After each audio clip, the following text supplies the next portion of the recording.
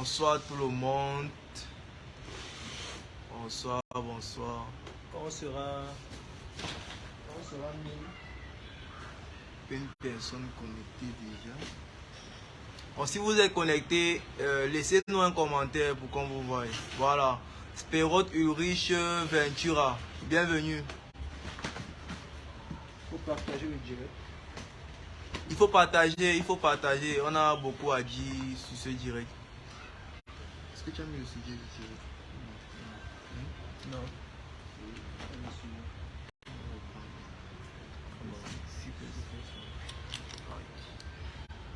Donc, après le direct,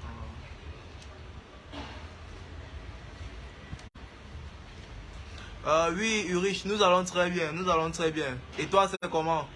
Tu nous écris depuis quel pays, Ulrich?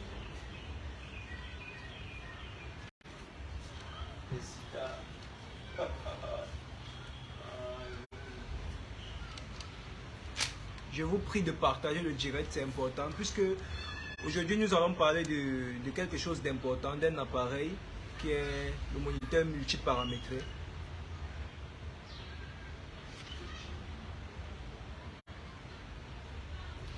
Donc partagez massivement le direct, on ne peut pas commencer un direct avec si peu de personnes.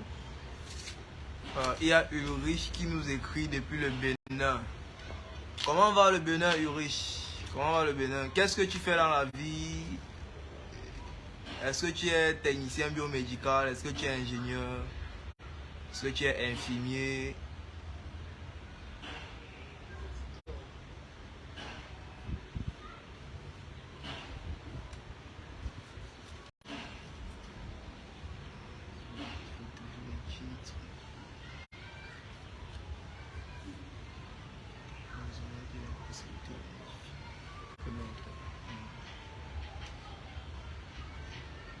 Partagez le direct s'il vous plaît.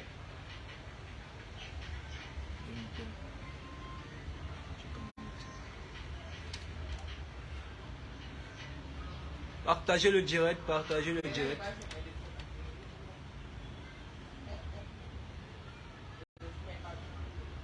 Michel Inès, on te fait un gros coucou. Bienvenue Michel.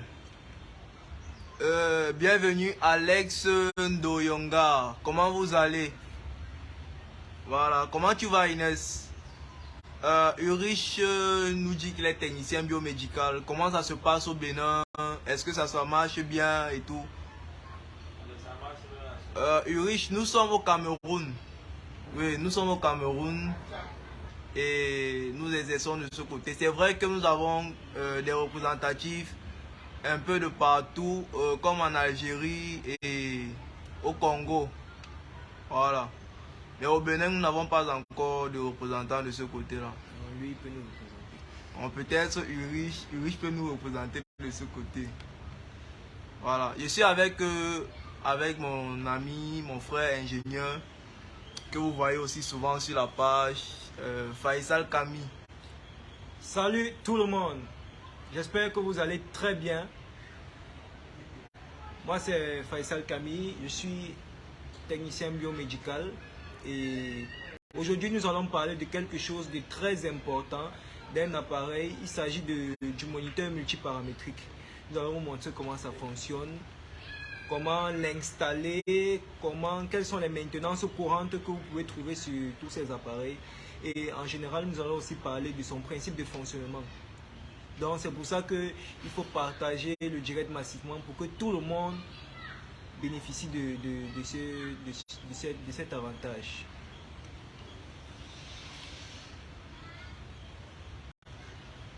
Voilà, je crois qu'on va bientôt commencer. Nous sommes à 24 personnes dans le direct.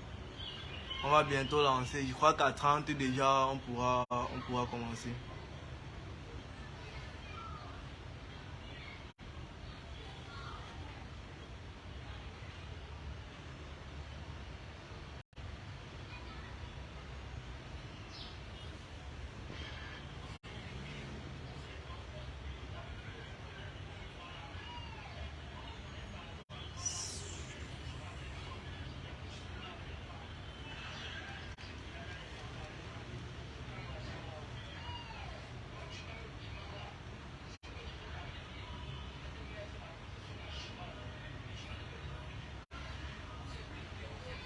Écrivez, allez-y, faites un message.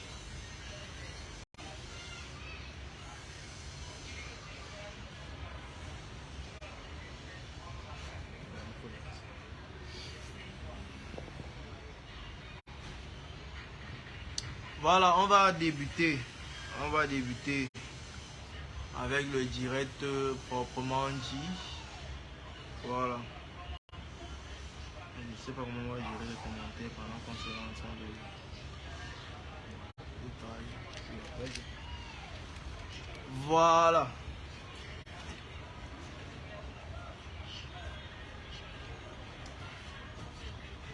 Voici l'appareil en question à installer. Ça vient dans un carton, c'est comme ça. Voilà. À l'intérieur, nous avons l'appareil. Là, c'est le moniteur.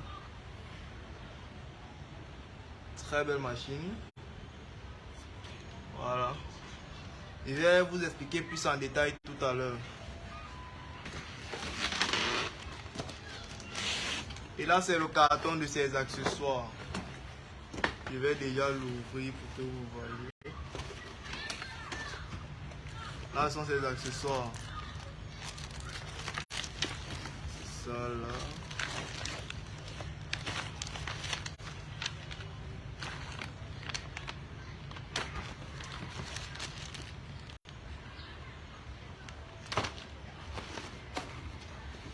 On va parler plus en détail tout à l'heure.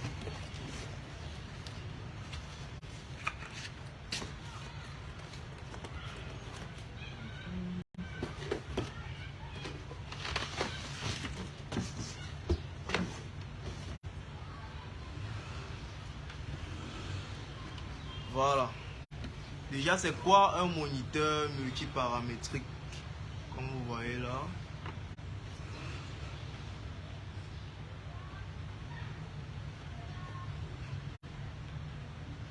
Un moniteur multiparamétrique, c'est un moniteur permettant de prendre des paramètres vitaux d'un patient. Voilà. C'est utilisé dans les services tels que les urgences. Quoi d'autre? Même dans les services de réanimation. Voilà, les services de réanimation. Et aussi, lorsque vous allez à l'hôpital, il y a un service qui se charge de prendre les paramètres vitaux. Ils utilisent aussi ça là-bas pour prendre rapidement les paramètres et tout. Mais ceci est beaucoup plus utilisé dans les services d'urgence et de réanimation, comme mon frère l'a dit. Parce que ça intègre aussi la fonction d'ECG. Ça permet aussi de faire les ECG. Voilà.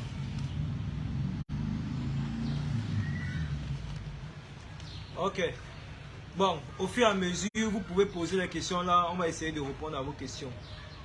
Qu'est-ce que le moniteur multiparamétrique? On vous a parlé du paramètre du moniteur multiparamétrique.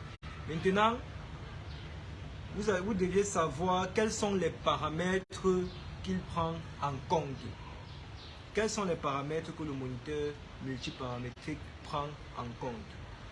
Nous avons plusieurs paramètres, comme la saturation en oxygène.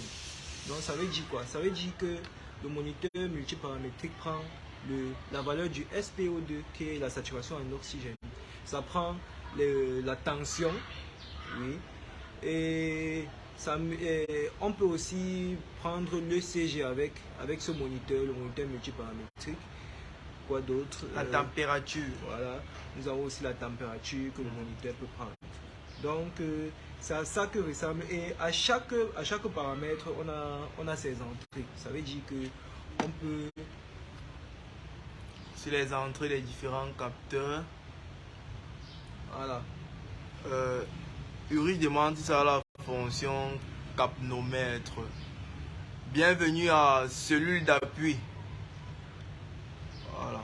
Uri demande si ça a la fonction capnomètre et CO2. Ce modèle-ci, notre modèle ne prend pas en compte le CO2. Voilà.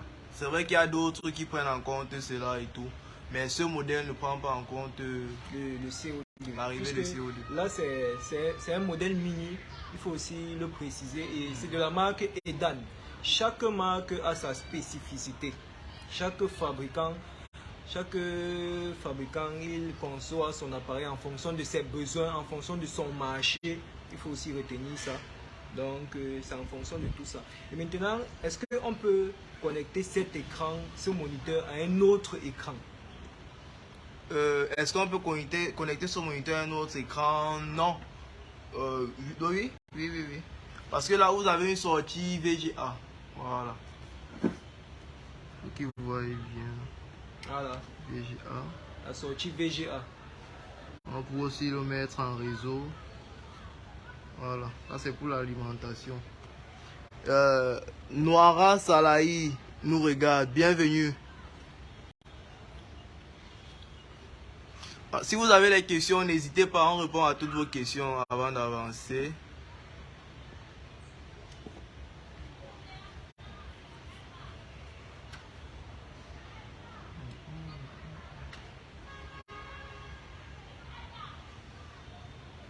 Ok.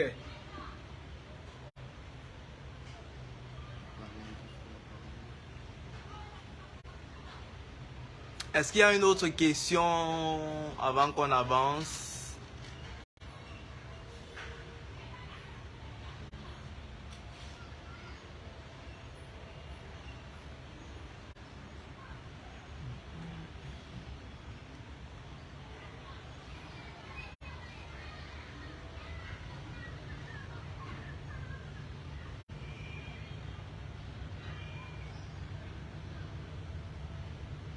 Voilà. Plusieurs paramètres à prendre en compte. Maintenant, nous allons vous présenter les accessoires de cet appareil-là. Nous allons vous présenter les accessoires.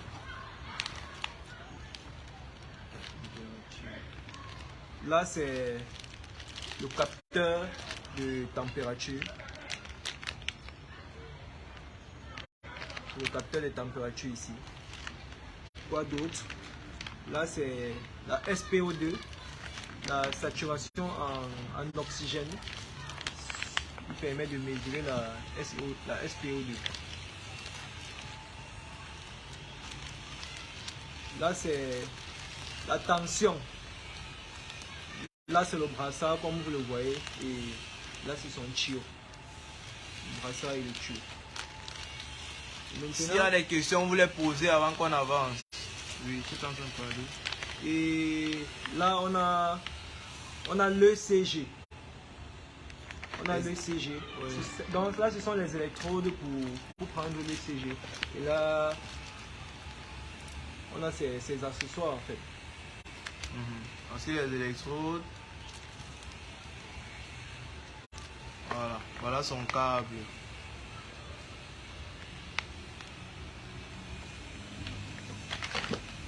Là, on a sa fiche d'alimentation. Voilà. On a sa fiche d'alimentation. Voilà. Et là, on a le filtre. Voilà.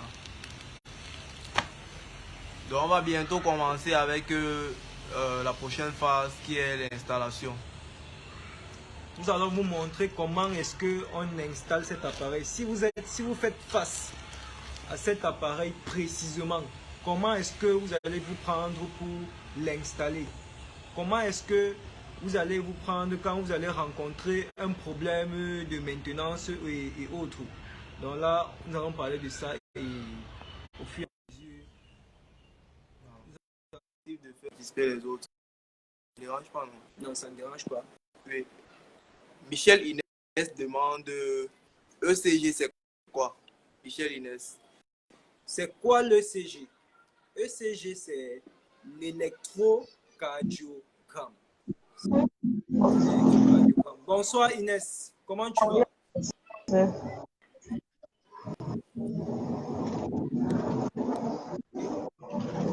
Bonsoir Inès. Bonsoir. Comment tu vas? Très bien, et vous? Okay. Nous allons très bien. Bon. La question Oui, ta question c'était, Tout c'est à quoi fait. le CG, c'est ça? Alors, tu as une autre question particulière.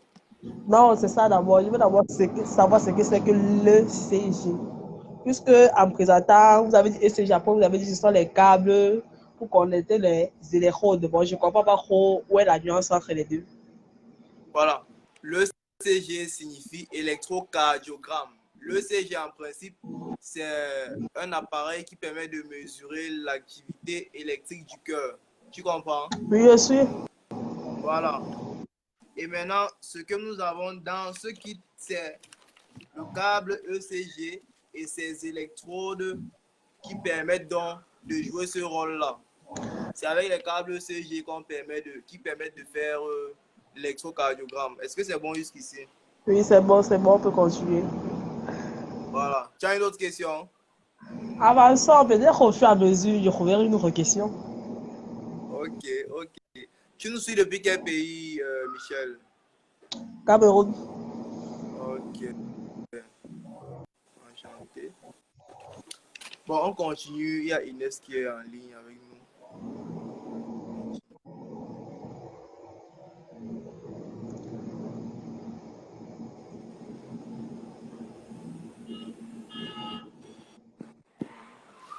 Ok, Inès, c'est bien. Nous apprécions le fait que tu puisses participer à ce direct. Maintenant, nous allons passer à la deuxième phase, qui est la phase test. Donc, ce modèle-ci, quelle est sa particularité? Il a à l'intérieur, en son sein, une batterie. Il a à son sein une batterie qui permet qui peut être, donc qui fait en sorte qu'on peut utiliser l'appareil pendant peut-être 24 heures Ouais. en fonction de l'autonomie de la batterie, en fonction de la charge.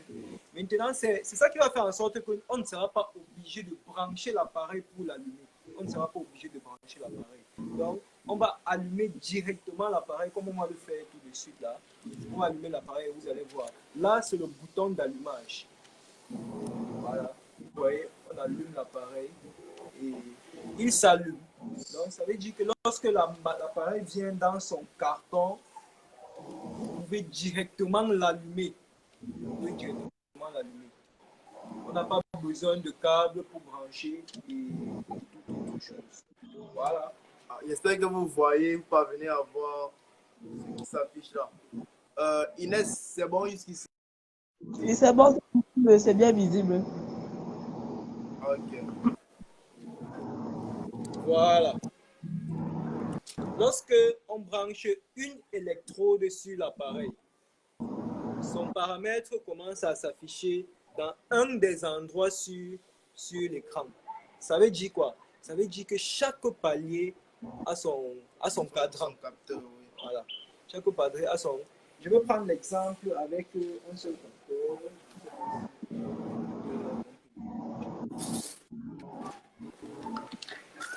Donc, on va aller progressivement, on va tester tous les capteurs.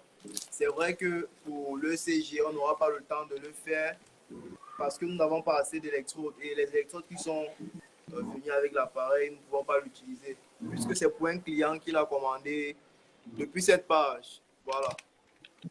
Là, c'est la SPO2. L'électrode pour prendre la SPO2. Ok. Je vais l'ouvrir. Il se présente comme ceci. Maintenant, ce que je vais faire, je ne vais pas brancher, je ne vais pas connecter. C'est écrit SPO2 et il y a un détrompeur. C'est mieux de le montrer aussi.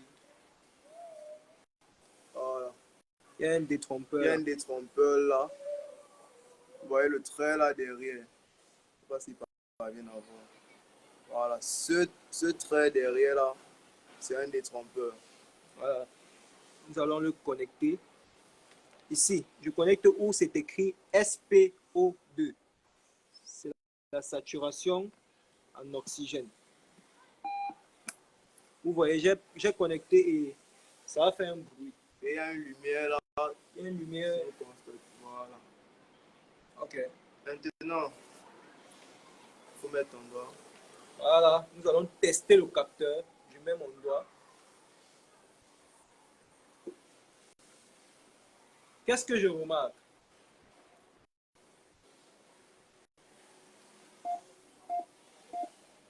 Voilà. Vous voyez donc la courbe qui se trace et la valeur de sa saturation. Là, ce sont mes paramètres qui affichent là.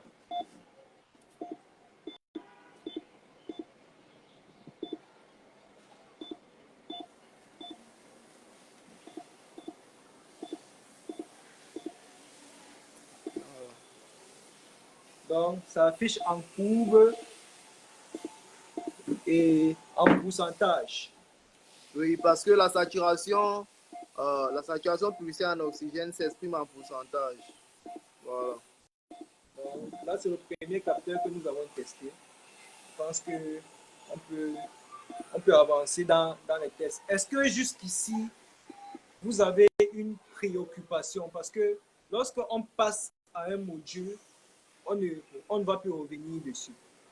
Lorsqu'on passe à un module, on ne va plus revenir dessus. Donc, au fur et à mesure, nous allons répondre à vos questions. Au fur et à mesure. OK? Voilà. Si vous avez des questions, vous les posez progressivement et on avance. KVNG, bienvenue. Nous t'avons envoyé une invitation pour rejoindre le live. Si tu as une question à poser, tu rejoins le live, tu poses ta question et on avance. Bienvenue aussi à Katene Madani. Voilà. Si vous avez des questions, vous les mettez en commentaire et on répond. Le prochain capteur, ce sera quoi? Attention. Voilà.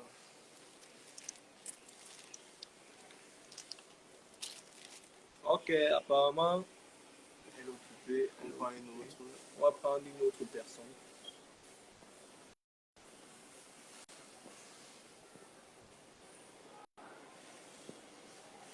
OK.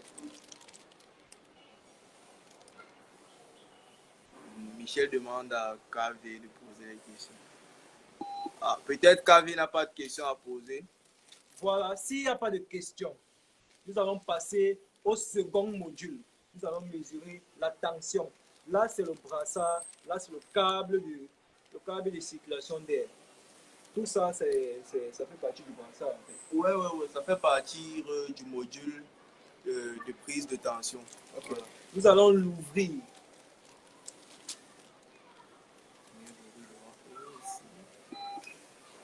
Nous allons l'ouvrir.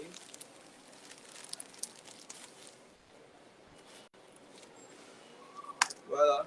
Il se présente comme suit.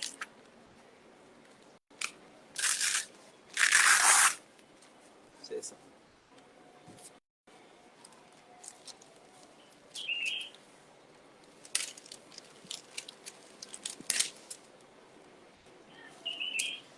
Et là, j'ouvre son câble.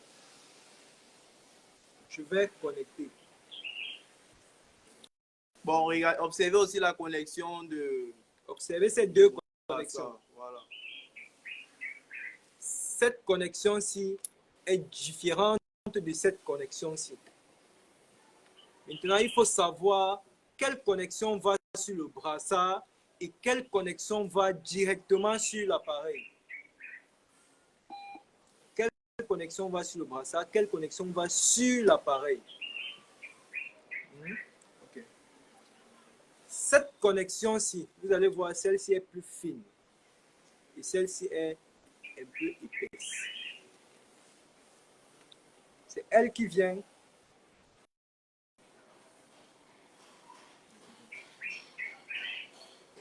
sur le brassard.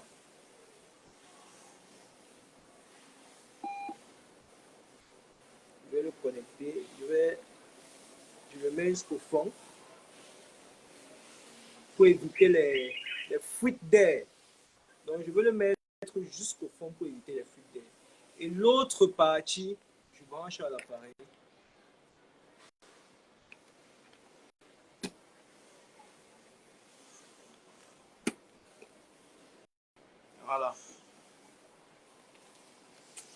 les brancher aussi. On va donc procéder à la mesure de la tension. On procède à la mesure de la tension.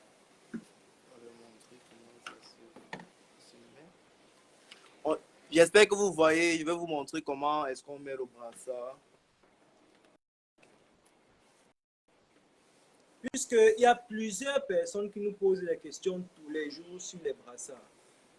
Comment est-ce qu'on met un brassard? Puisque le brassard a son sens. Il y a un sens pour mettre le brassard. Et tout ça, c'est sur... On a inscrit ça sur le brassard. Sur le brassard. Donc, il faut bien observer. Parce que si vous ne placez pas bien le brassard, vous aurez aussi des valeurs erronées de la mesure. Voilà. Donc, voilà donc la procédure pour placer le brassard. J'espère que vous voyez. Je crois que tu vas un peu te lever. On le met là. On le passe entre le bras. Non, c'est l'autre fond. On le place. Voilà. Et on se rassure que ce tuyau-ci est à l'avant-bras, au niveau du biceps. Voilà, parce que c'est là que se mesure la pression. Si vous décalez le tuyau, vous aurez des valeurs pas très bonnes de la mesure. Voilà. Une fois que c'est fait sur l'appareil, comment est-ce qu'on procède donc à la mesure? Il y a un bouton là où on a dessiné un bras. J'espère que vous voyez. Voilà. On a dessiné un bras. On appuie dessus. Nous allons vous mettre les images de tous ces appareils-là, de l'appareil en général, pour que vous puissiez bien observer. Vous allez constater que c'est en train de gonfler. Oui, voilà. en train de Il y a une valeur là.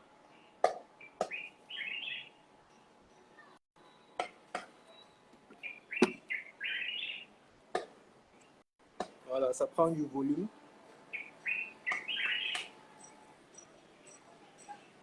Voilà. Maintenant, ça a fini de gonfler le brassard. Ça passe maintenant au calcul proprement dit. Au fur et à mesure que la valeur diminue, il y a donc cet électrovente-là qui se relâche pour laisser passer l'air. Et le capteur mesure donc la valeur de la pression. Voilà, là nous avons les valeurs. Il est à 14,7. Voilà. 14,7. J'espère que vous voyez bien. Voilà. On va reprendre encore la mesure ici. Pour prêter attention, il y a une valeur là qui s'affiche.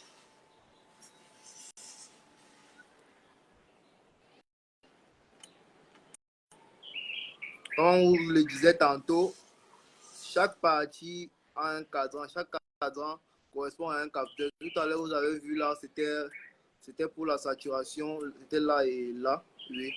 Maintenant, cet endroit-ci, c'est pour la pression artérielle. Voilà.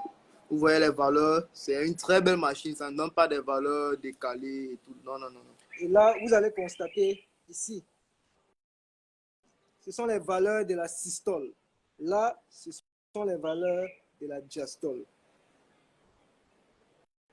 Le MAP, et là, c'est le temps. Donc, tous ces paramètres-là sont pris en compte. Tous ces paramètres. Donc, je pense que nous allons faire... on ne peut pas parler de chacun de ces modules directement. Donc, ça veut dire que on ne va pas faire un autre direct pour parler du tensiomètre. On va faire un direct pour parler du capteur qui permet de mesurer la saturation en oxygène ou alors la température. Impossible de le faire. Mais nous allons faire des posts sur la page où nous allons faire des détails sur tous ces modules-là, sur tous ces différents modules-là. Et si quelqu'un a une question, il pourra poser sa question juste après. Donc, nous allons avancer. C'est bon avec la mesure de la tension.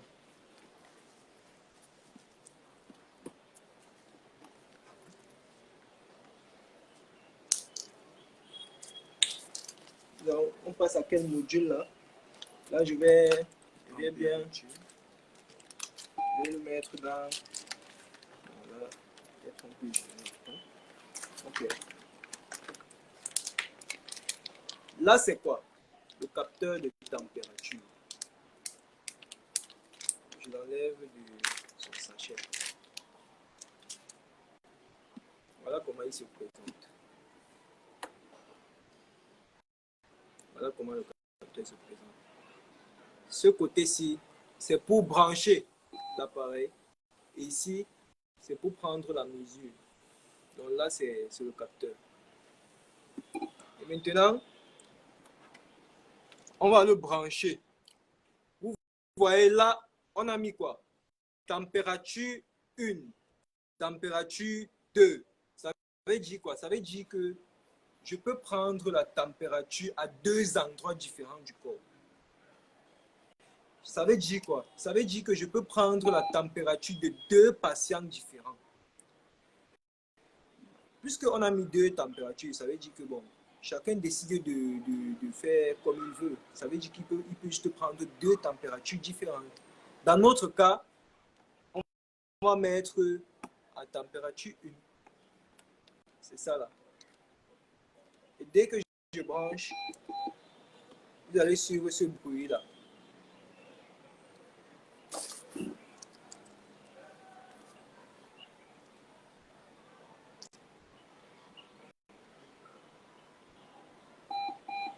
Ça mesure. Voilà. Vous voyez la température s'affiche là. Je ne sais pas si vous voyez bien. Il y a une valeur qui clignote là.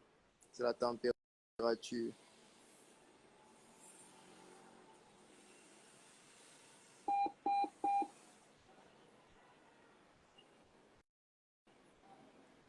Voilà. Je pense que c'est bon pour le capteur de température.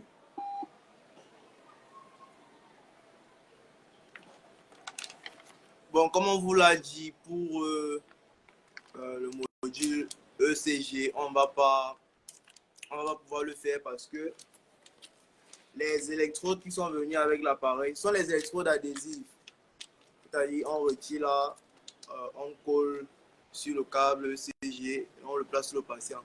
Donc, on ne pourra pas le retirer parce que c'est pour un client. C'est pour un client. Voilà. On aurait pu prévoir d'autres électrodes pour faire le test. Mais peut-être dans un prochain direct, on en reparlera. Néanmoins, je vais vous montrer une figure pour la connexion de ceci, de ce câble-ci. Voilà. Passons mon téléphone. Voilà.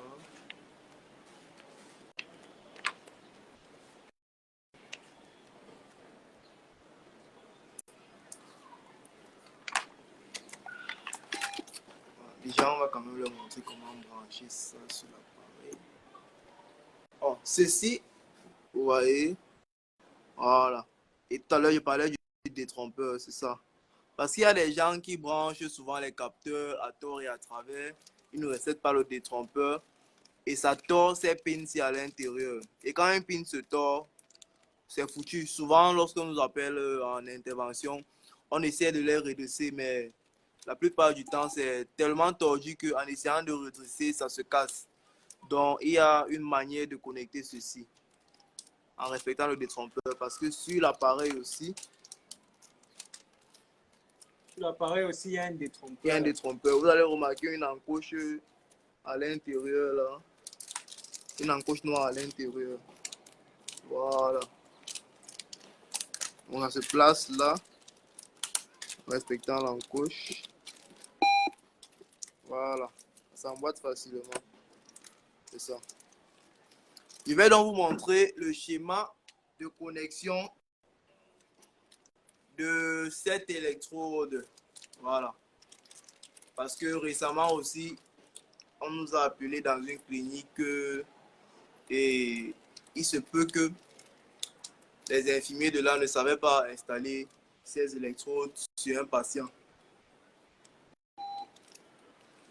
Bon, vous allez voir là, il y a les noms sur chaque électrode, sur chaque pin, je veux dire, pin ou câble.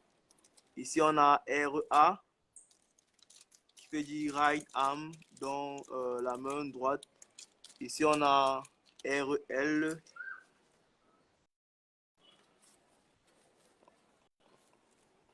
Vous voyez, RL, voilà. Ici, on a V.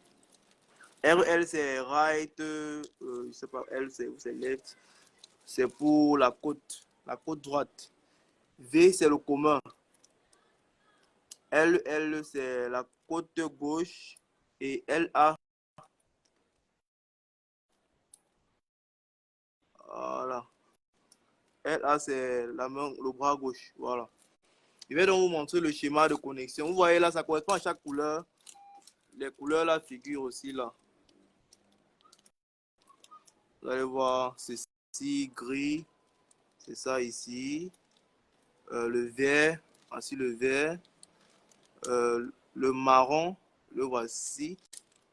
Le rouge, il est là. Le noir, il est là. Voilà. Et pour le connecter sur l'humain, voilà le schéma. Vous m'excusez pour le téléphone, hein. Ça a eu des chocs.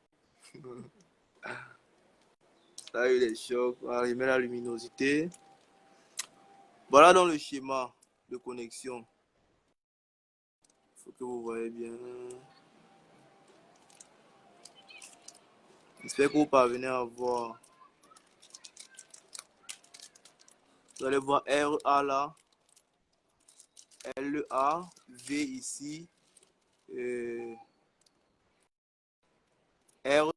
L et LL. Voilà. C'est comme ça que ça se connecte. Bon, je crois que là, on a parcouru vraiment la globalité, le nécessaire sur cet appareil. Si vous avez des questions, nous sommes encore là pour répondre à vos questions. Voilà. Est-ce qu'il y a des questions? Puisque nous avons fait le tour des accessoires qu'il faut connecter sur le moniteur multiparamétrique. Donc, si on veut faire un résumé de tout ça, qu'est-ce qu'on va dire? On va dire que le moniteur multiparamétrique prend quels paramètres en compte? Parce que, comme on le dit, c'est un moniteur qui prend plusieurs paramètres. On dit moniteur multiparamétrique. Ça veut dire que ça prend plusieurs paramètres. Et quels sont les paramètres qu'il prend? Nous avons la température, nous avons la pression artérielle, nous avons la saturation en oxygène et nous avons l'ECG. Ce sont ces 4 paramètres. Et maintenant, chaque appareil a ses paramètres qu'il peut prendre. Ça veut dire que ce n'est pas un rythme standard. Ça veut dire que ça n'a pas un nombre d'examens standards qu'il peut prendre en compte. Comme on le dit, moniteur multiparamétrique, ça peut prendre plusieurs paramètres. Le moniteur que nous avons à notre disposition maintenant, combien de paramètres il prend? Il prend 4 paramètres. Et nous vous avons montré comment on connecte ces 4 paramètres. Nous avons montré comment on branche l'appareil. Je ne sais pas s'il y a une autre fonction de l'appareil qu'on peut encore vous montrer, mais je pense que juste ici, vous avez... nous avons beaucoup parlé du moniteur multiparamétrique. Au fur et à mesure, dans les postes, nous avons parlé des différents autres modules du moniteur multiparamétrique. Quels sont certains paramètres que ça peut prendre, qu'un moniteur peut prendre en compte, puisque c'est aussi important de le mentionner. C'est aussi important de le mentionner, c'est très important. Donc, si vous avez des questions jusqu'ici, vous posez vos questions. Si quelqu'un veut interagir pour poser sa question, on peut vous prendre en vidéo et vous poser votre question.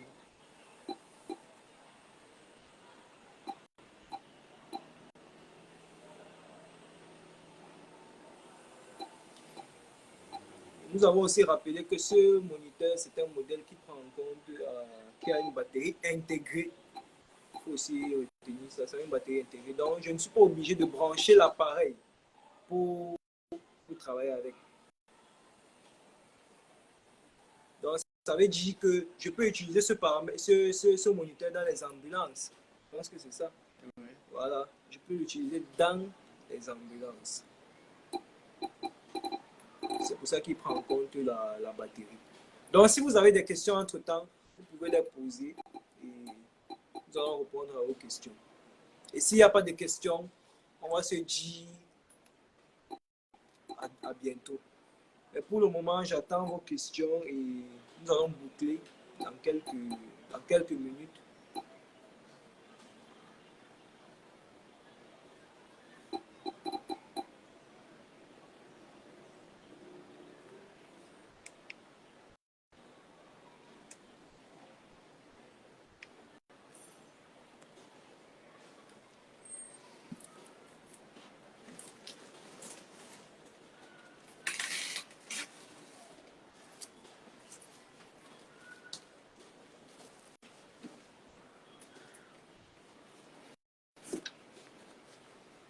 Et il n'y a pas de questions. Apparemment. S'il n'y a pas de questions jusqu'ici, je pense qu'on va se séparer. Voilà. Merci à KVNG d'être passé. Merci à Michel Inès. Merci à Katene Madani. Merci à Noira Salahi. Ulrich depuis le Bénin, le technicien biomédical. Merci à toi d'être passé. Cellule d'appui socio-sanitaire. Merci à vous aussi d'être passé. Voilà. Merci à Alex Doyonga. Je crois que c'est tout. Et restez abonnés, restez scotchés sur la chaîne parce que l'aventure vient de commencer et nous avons encore beaucoup de chemin ensemble. Il y a Ibrahim Koulibaly qui vient de nous rejoindre. J'espère que tu pourras regarder le direct jusqu'à la fin parce que c'est possible de regarder le direct même après ceci parce que nous n'allons pas le supprimer, nous allons le laisser sur la page pour les autres apprenants. Donc vous pouvez partager le direct dans vos groupes d'étudiants et tout, à vos camarades. Voilà. Et aux enseignants aussi, vous pouvez le partager à vos apprenants qui désirent connaître plus sur les moniteurs multiparamétriques. Voilà. À la prochaine, Michel Inès. Voilà.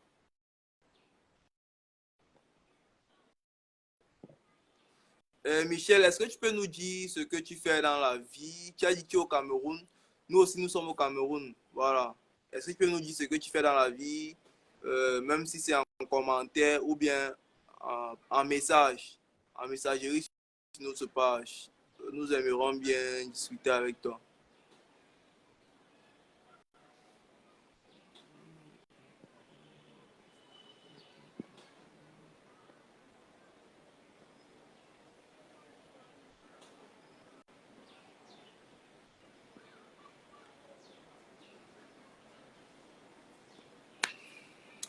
Voilà, c'est tout pour aujourd'hui. Portez-vous bien. Et tous ces différents modules, comme l'a dit Faisal, nous allons rédiger une publication dessus pour la mettre sur notre page. Le module de la pression artérielle, c'est-à-dire Oui. un module sur les tensiomètres et tout, un module sur l'ECG, un module sur la mesure de la température, comment ça se passe et tout, et sur la saturation pulsée en oxygène. Voilà, on en reparlera.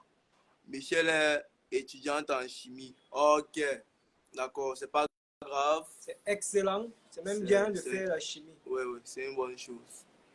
Voilà. Bon, Michel, à la prochaine.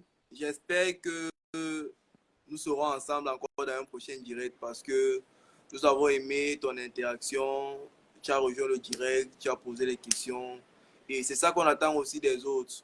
Voilà, parce qu'ici, ce n'est pas l'église où on vient. On prêche l'évangile. Non, non, non. On ne prêche pas l'évangile. Voilà. On vient débattre ensemble, on échange ensemble, comme vous le faites sur la page. Voilà. Merci à tous ceux qui réagissent sur la page. Nos amis de la RDC, du Congo-Brazza, du Mali, de l'Algérie, voilà. De l'Algérie, de la Tunisie, du Burkina Faso aussi, Burkina Faso. Voilà. Du Tchad, voilà. Et merci à tous ceux qui ont souscrit aux formations. Nous rappelons que les formations comme celles-ci sont disponibles pour l'installation, la maintenance des dispositifs médicaux. Voilà. Et nous avons commencé il y a quelques temps avec le module laboratoire.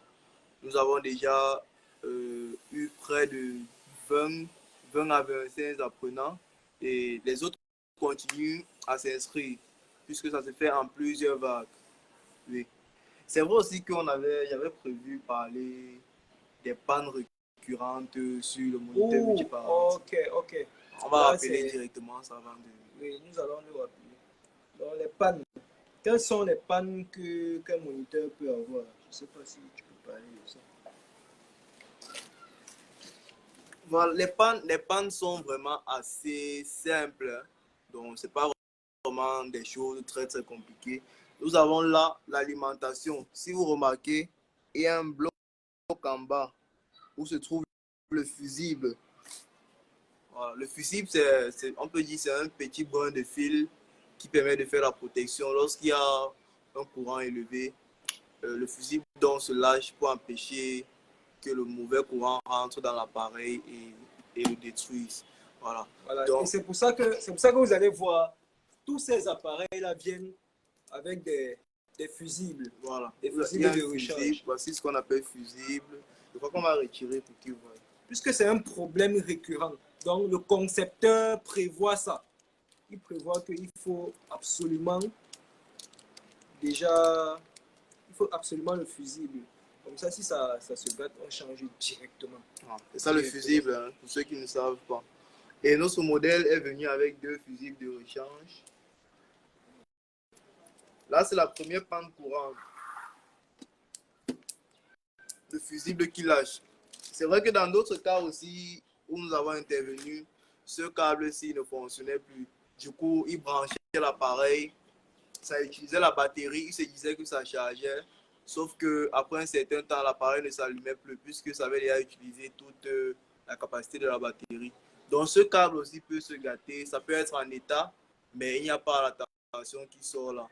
Voilà. La prochaine panne peut être les capteurs défectueux. Le capteur, que ce soit pour la température, ça peut être défectueux et ça ne marche plus correctement. Le saturomètre, ça peut avoir un problème. Et on peut aussi avoir un problème de brassard qui se perce. Parce que si le brassard se perce, lorsque l'appareil va essayer de pomper l'air dans le brassard, il y aura fuite d'air. Voilà. Vous voyez que s'il y a fuite, ça ne va pas pouvoir faire la mesure. Voilà. Dans ce cas, généralement, vous allez remarquer que la valeur qu'on vous montre lors du direct qui s'accroît au fur et à mesure pour faire la mesure de la tension, cette valeur-là ne va pas grimper jusqu'à 160, quoi, était 160, 165 dans notre cas. Cette valeur ne va pas grimper jusqu'à 160. Ça va stagner dans les 14, monter peut-être à 50, essayer de descendre et tout. C'est comme ça qu'on reconnaît que soit le brassard est mort, soit il y a une tuyauterie à l'intérieur de l'appareil qui a une fuite. Voilà, autre panne, ça peut être cet afficheur. Alors, c'est tout ce que les appareils électroniques, l'afficheur peut lâcher, peut-être par une surtension et tout. L'afficheur peut lâcher. Mais ce n'est pas aussi très grave parce qu'il y a les pièces de rechange. Voilà.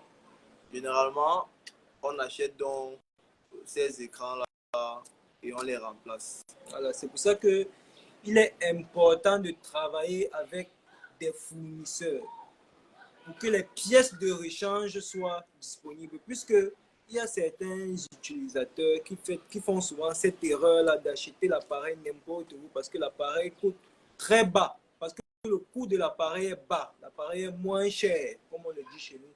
L'appareil est moins cher. Et comme l'appareil est moins cher, vous n'allez pas donc trouver les pièces de rechange qu'il faut. Dans notre cas, pour trouver les pièces de rechange, c'est facile. On peut facilement trouver les pièces de rechange. Donc, si l'écran a un problème, on peut directement régler le problème. Oui, si l'écran a un problème, on peut avoir les pièces de rechange et voilà, on peut directement changer et le remplacer.